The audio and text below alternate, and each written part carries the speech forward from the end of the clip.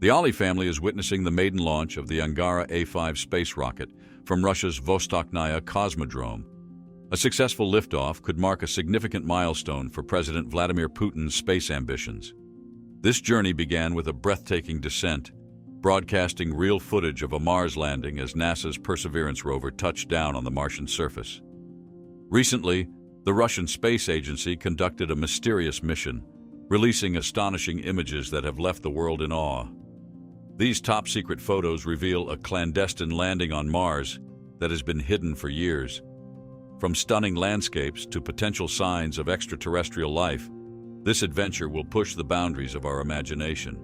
But what does this groundbreaking mission mean for the future of space exploration? In this video, we will uncover the details of this covert operation, exploring its mysteries and potential impacts on the future. Explore the technology behind the spacecraft, the challenges faced by the astronauts, and the groundbreaking discoveries they made on Mars. After a decade of misfires and failed flyby missions, the Russian Federation made 14 seconds of history in 1971 when its Mars 3 lander transmitted radio signals and a fuzzy image from the surface of Mars before cutting out and going silent forever. Later on, during one of the strongest Martian dust storms ever recorded by astronomers, the first controlled landing of humanity on the red planet vanished almost entirely, along with its lone image disappearing for decades. Eventually, in the 1980s, the picture reappeared, and over 20 years later, in a picture captured by its Mars Reconnaissance Orbiter, NASA launched a vast, multi-billion pixel crowdfunding project to find the remains of the silent Mars 3 lander. But what did the image show? Stay tuned. The story is just getting started. What did the image show? To reach, orbit, map, and land on the planet in 1971, 3 missions were conducted, the third of which was Mars 3. It survived a fiendishly difficult landing, burning through the atmosphere at 12,000 miles an hour before a complex landing system brought it down. Mars 2 and 3 were nearly identical missions, each with its own orbiter and lander modules. They launched just days apart on May 19th and May 28, 1971, and competed with NASA's ill-fated Mariner 8 and vastly more successful Mariner 9 Mars missions for global attention. Mars 2 and 3 were supposed to depend on the Cosmos 419 mission, which was created to supply a radar beacon from Mars orbit to aid their navigation. However, shortly after launch on May 12th, Cosmos 419 fell out of Earth's orbit, leaving them to fend for themselves on the 6-month trek to Mars. By the end of November, both had arrived in Mars's orbit. On November 27th, Mars 2 entered the atmosphere at a too sharp angle and crashed into the Martian ground. 5 days later, after more than 4 hours of orbiting the planet, the Mars 3 lander made it safely to the Martian surface on December 2nd. It extended its stabilizers gently, resembling pedals, and got ready to send a message. But then, something unexpected happens. In the early days of Martian and Venusian exploration, V.G. Permanov, the chief spacecraft designer of the Soviet Union Lvovachkin Design Studios, described the moment of the lander's demise in an article titled "The Difficult Road to Mars." He stated that the transmission of panoramic images of the Martian surface recorded on the magnetic tape was initiated as soon as the lander reached a stable landing. Because the signal was too strong, the chief engineer, positioned near the rack where it was displayed, ordered it to be decreased. After that, the data from the telephotometer were sent. There was an empty gray background. In 14.5 seconds, the signal disappeared. The same thing happened with the second telephotometer. Why did 2 telephotometers working in independent bands simultaneously fail within 1/100th of a second? Permanov drew the connection to an occurrence during World War II, in which electrical interference in a dust storm in Lebanon disrupted British radio operations. Most scientists agree that the dust storm knocked the lander's electrical system out. Other theories include being struck by an object in a massive storm or failure due to being blown over by the wind. It does not seem to have had the opportunity to plant its Soviet pennant or to activate the Prop M rover, a 5-kilogram box-shaped robot attached to the lander by a 15-meter cable that would have allowed it to walk on a pair of skis to gather atmospheric and soil samples. Successfully landed its first rover on Mars, the Tianwen-1 lander touched the planet's surface after surviving the treacherous descent by parachute. According to Permanoff, one of its most significant achievements was solving the scientific and technical problem of a soft landing on the Martian surface. Besides, the Mars 2 and 3 orbiters carried on for almost 8 more months, collecting valuable data and taking pictures that would significantly advance our understanding of the planet that lies forth from the Sun. Until over a decade ago, the Mars 3 landing was mainly unknown to everyone besides space exploration enthusiasts. However, a year-long search for the buried Soviet lander began in 2007, when American researchers released a picture taken by NASA's Mars Reconnaissance Orbiter's High-Resolution Imaging Science Experiment, HIRISE, camera. They called it the center of Soviet Mars 3 landing ellipse, to get people to search through the 1.8 billion pixels of data in the picture for evidence of Mars 3 or its wreckage. The massive crowdsourcing project seemed to have paid off in 2011 when a Russian user by the handle Imsotep reported spotting light-colored debris measuring around 8 by 8 meters and resembling a parachute from Mars 3. Imsotep recommended looking for the actual lander in the area. Following that, in April 2013, HIRISE reported that Russian space enthusiasts seemed to have seen the lander on the Martian surface, together with its heat shield, retro rockets that had been discarded, and even its white parachute. In April 2013, NASA's Jet Propulsion Laboratory stated that this set of features and their layout on the ground provided a remarkable match to what is expected from the Mars 3 landing. Still, alternative explanations for the features cannot be ruled out. Further analysis of the data and future images to better understand the three-dimensional shapes may help to confirm this interpretation. NASA released a collage of the photos and essentially stopped there. What did the Russians plan to achieve with this mission to Mars? The primary objective of the Mars 3 orbiter was, among other things, to assess the characteristics of the Martian atmosphere, measure the temperature on Mars, and take pictures of the planet's surface and clouds. These additionally functioned as a relay for communications to transfer signals from the lander to Earth. Typically, when we discuss the space race between the Soviet Union and the United States, we talk about the race to be the first human to set foot on the moon. Nevertheless, as soon as this was accomplished, the focus turned to Mars, our neighbor. With the Mars 3 mission, the Soviet Union accomplished the first successful soft landing on Mars. Soviet investigations in rocketry began with the formation of a research laboratory in 1921, but these efforts were interrupted by the devastating war with Germany. Competing in the space race with the United States and later with the European Union and China, the Soviet program was notable in setting many records in space exploration, including the first intercontinental missile known as R-7 Semyorka that launched the first satellite, Sputnik 1, and sent the first animal, Laika, into Earth's orbit in 1957 and placed the first human in space in 1961, Yuri Gagarin.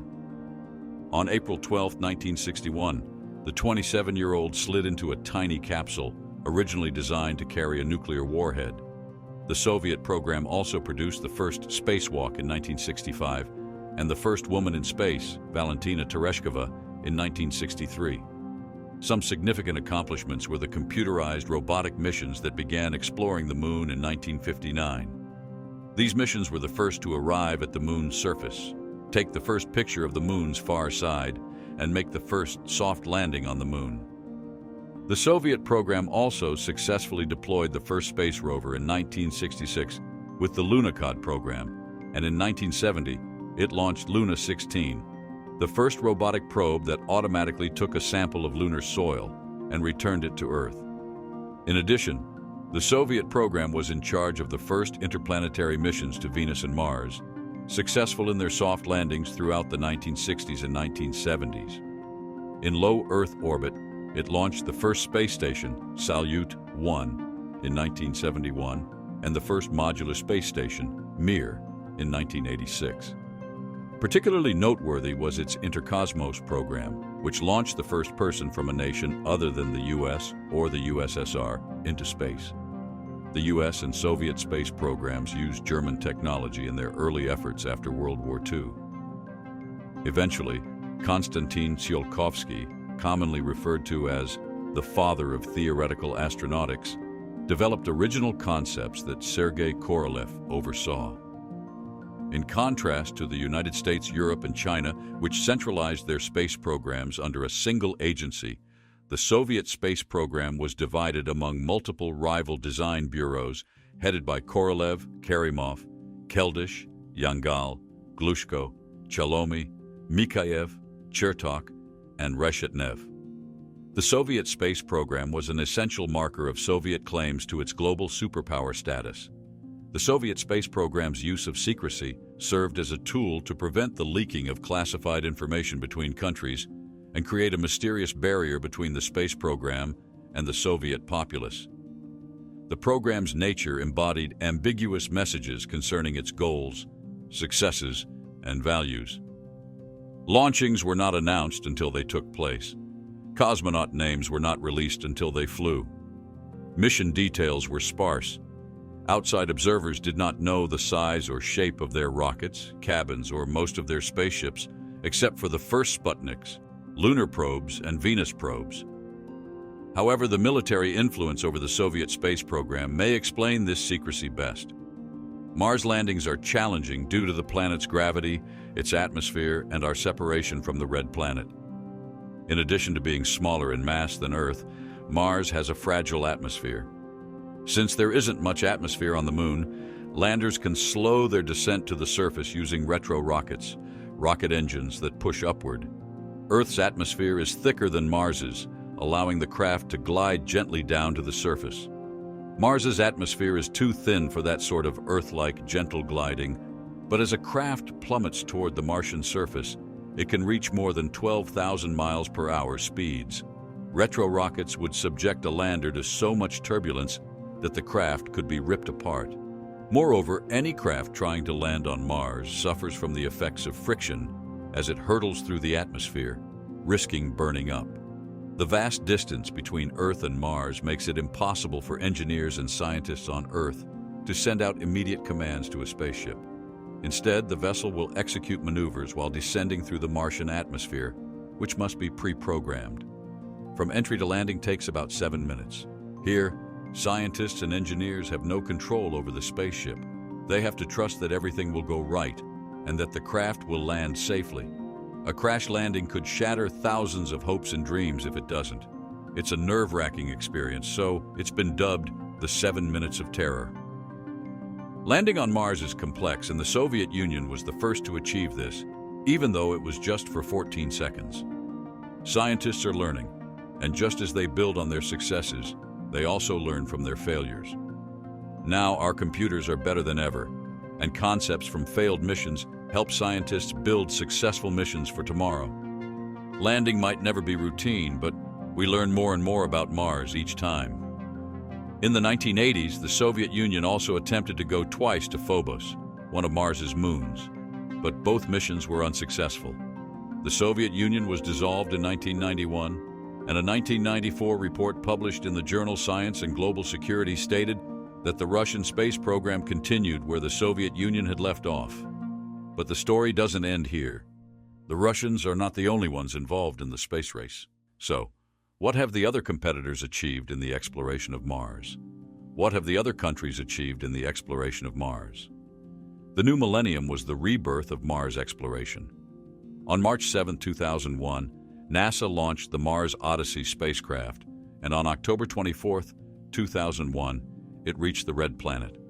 More than 2 decades later, at the start of 2022, the orbiter was still carrying out its extended science mission. Mars Odyssey has sent back over 1 million photos, mapped the global distributions of many elements on Mars, and transmitted over 95% of the data collected by the Spirit and Opportunity rovers back to Earth. On June 2, 2003, the European Space Agency, ESA, launched Mars Express, or Beagle 2, a lander orbiter. On December 25, 2003, the lander was lost upon arrival. Nevertheless, in November 2005, the orbiter's primary mission was accomplished. According to ESA, as of early 2022, the orbiter is still operational and part of an extended mission returning images of Martian geology. Spirit and Opportunity, two NASA rovers, touched down on Mars's surface in 2004. Each found plenty of evidence that the red planet originally had liquid water. Opportunity operated for over 10 more years after Spirit became incapacitated in a dune in March 2010. A sandstorm in the summer of 2018 caused Opportunity to go silent. Dust storms on Mars can be absolutely enormous. They can be 20 to 30 kilometers high. And NASA ended the mission in early 2019. On August 12, 2005, NASA launched the Mars Reconnaissance Orbiter spacecraft. On March 12, 2006, it started its orbit around the planet. More data has been returned by the project than by all previous Mars missions put together, and as of early 2022, it is still sending high-resolution images of the weather and features of the red planet. Additionally, it sends information back to Earth from surface missions on Mars. NASA also launched Mars Phoenix, a stationary lander, on August 4, 2007, and it landed on the planet on May 25, 2008, discovering water ice underneath the surface. The harsh Martian winter severely damaged Phoenix's solar panels, and in November 2008, contact with the $475 million lander was lost. In May 2010, NASA pronounced Phoenix dead after several attempts to get in touch. Images captured from orbit at the red planet verified the damage. The Russian space agency, Roscosmos, made another attempt to reach Phobos with the Phobos Grunt mission, which launched in 2011 and crashed on January 15, 2012, after failing to leave Earth orbit. Phobos Grunt was also carrying China's first attempt at a Mars orbiter, along with an experiment run by the US-based Planetary Society, designed to study how a long journey through deep space affects microorganisms. In 2012, NASA's powerful rover, Curiosity, touched down in the Gale crater of Mars to look for traces of past habitable conditions. Its most essential discoveries include regions previously submerged in water, surface methane, and organic molecules in the crust. As of early 2022, its mission is still ongoing. In 2014, India's MOM, Mars Orbiter mission, accomplished orbit effectively enough to take pictures of the whole planet, offering a distinctive viewpoint on its surface characteristics and weather. NASA's MAVEN, Mars Atmosphere and Volatile Evolution, launched in November 2013, achieved orbit on September 21, 2014, and continues to observe changes in the Martian atmosphere to understand better why it thinned over billions of years. In 2016, the Trace Gas Orbiter and the Schiaparelli Demonstration Lander were launched as part of the European Space Agency's ExoMars program, a collaborative effort with Russia. Despite Schiaparelli's surface fall, TGO continues to operate and is currently examining the chemical composition of the Martian atmosphere. To investigate Mars's internal structure in greater depth for the first time, NASA launched the Mars InSight lander on the red planet in 2018. Based on what it has discovered about Martian history, InSight was permitted an extended mission in 2021. However, because the debris was more complicated than anticipated, attempts to bury a heat-seeking probe or mole below the surface were unsuccessful. During the same flight, InSight also carried the first Martian CubeSats, which were used to record InSight's landing from orbit. One rover named Perseverance was inspired by the Curiosity rover and successfully touched down on February 18, 2021 in the Jezero crater on Mars. Its primary objective is to locate life samples, but it also carries equipment for various other investigations. The most promising samples from Perseverance will be saved for a sample return mission that would hopefully take place later in the decade and involve both NASA and the European Space Agency.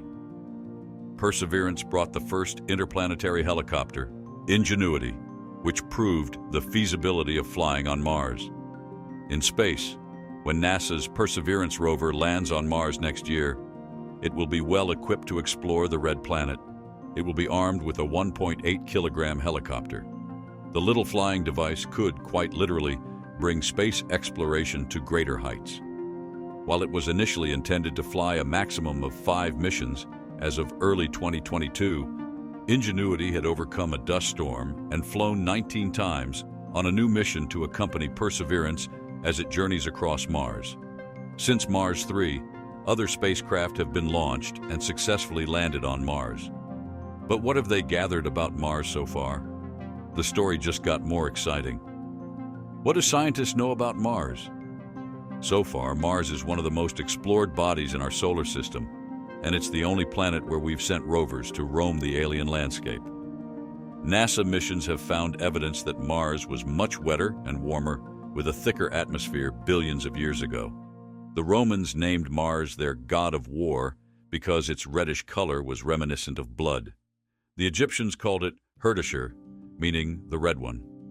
Even today, it is frequently called the red planet because iron minerals in the Martian dirt oxidize or rust, causing the surface to look red.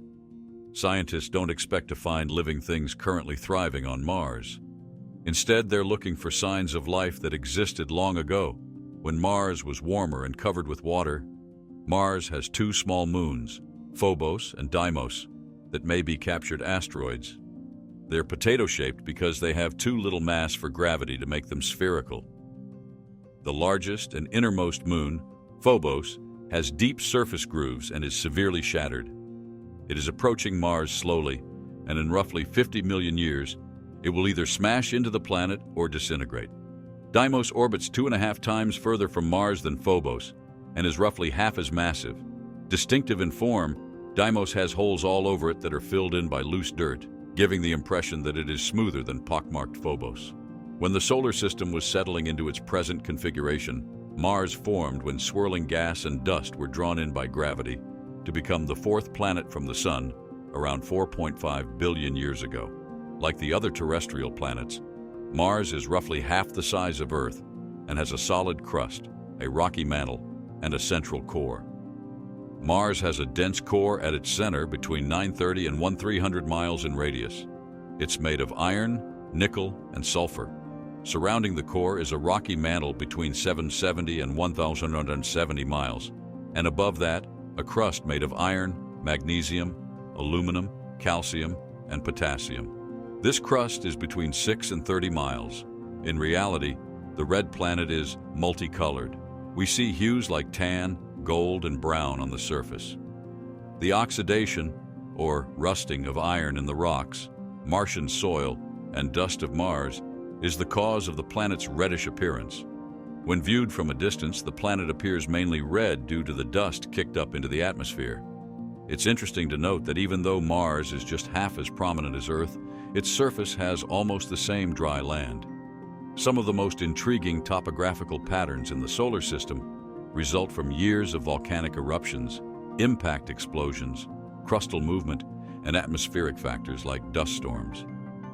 The largest volcano in the solar system, Olympus Mons, is located on Mars.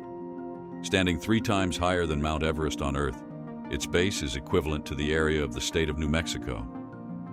With its historic river valley networks, deltas, lake beds, and rocks and minerals on its surface that could only have formed in liquid water, Mars seems to have had a wet past. Based on certain features, Mars may have had massive floods around 3.5 billion years ago. Although there is water on Mars, it cannot sustain liquid water on the surface for very long due to the thin Martian atmosphere. Water now exists on Mars in 2 forms: salty water that periodically flows down some crater walls and hillsides, and water ice that is found close below the surface in the polar regions. The leading gases that make up Mars' thin atmosphere are argon, nitrogen, and carbon dioxide. The sky would appear red and foggy to us due to suspended dust, rather than the usual blue hue we observe on Earth. There's little defense against strikes from asteroids, comets, and meteorites on Mars because of its thin atmosphere.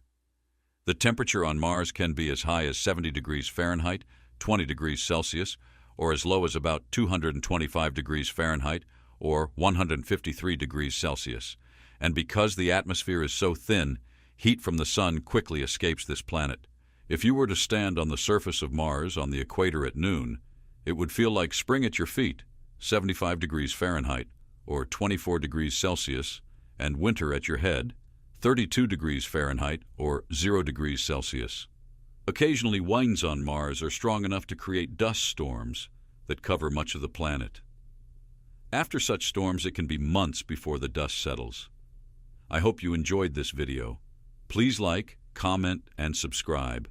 We look forward to seeing you in our next video.